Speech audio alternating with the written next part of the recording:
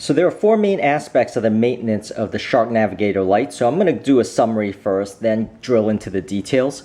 So this here is the canister. That's obvious, the emptying of the canister. But underneath there is a foam pad and also a felt pad. Number two here is the HEPA filter in the front. And then all the way in the back here, you have the access to the hose. So let me go ahead and show you the details now. So the replacement cycle of both the HEPA filter and the foam pad is around 3 years. So that's a pretty long time. Now in the manual it says 2.5 years and 3 years. I don't know why they didn't just say, 3 years for both. Now let me show you the HEPA filter. Now in the front you'll see there is a vent. The vent has a HEPA filter. So if I tilt it a little bit, you could see you simply push up and pull it out. And when you pull it out here, there is a HEPA filter.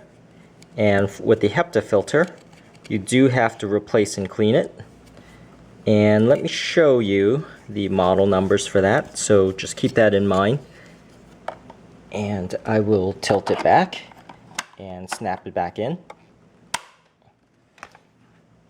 And you will see here in the instruction manual, there are replacement HEPA filters, XHF80, and also the foam. So the other aspect of this is there are foam filters up at the top here.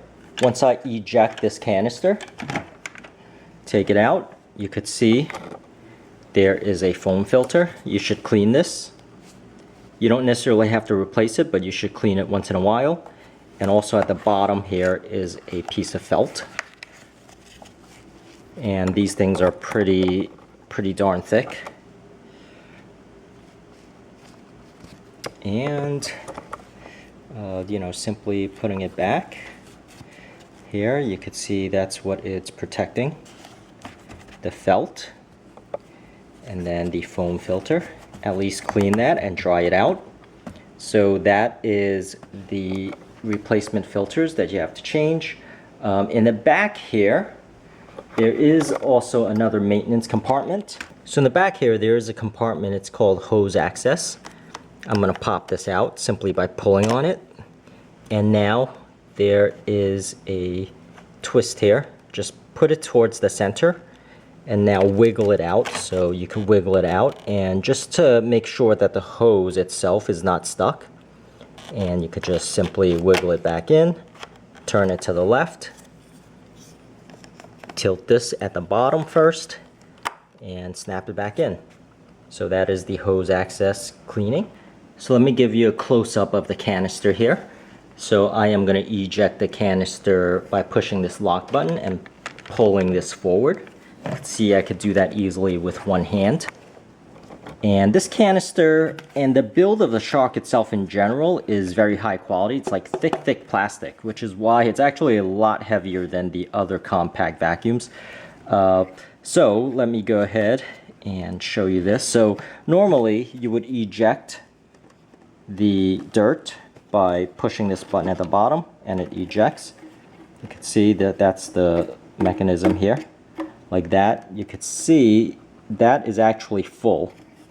So it isn't much dirt, but at the same time it's sufficient. So just keep that in mind here. That is the max level. So that's that button.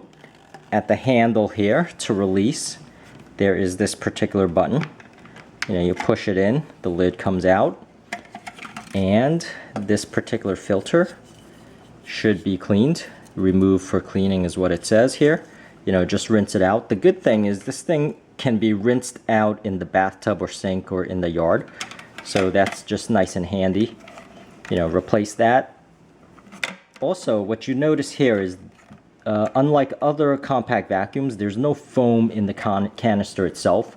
So the canister itself is easy to clean, even though the foam is at the bottom here, where you have to take that out and also clean it.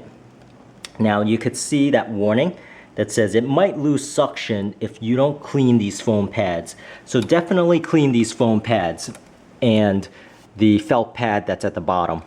So I'll go into a little bit more close-up detail of that later. But now simply. So the other thing I want to show is there is some, rubber gasket at the bottom here. A very light rubber gasket that gives that seal at the bottom. So once I snap it in place, it's locked airtight for the most part.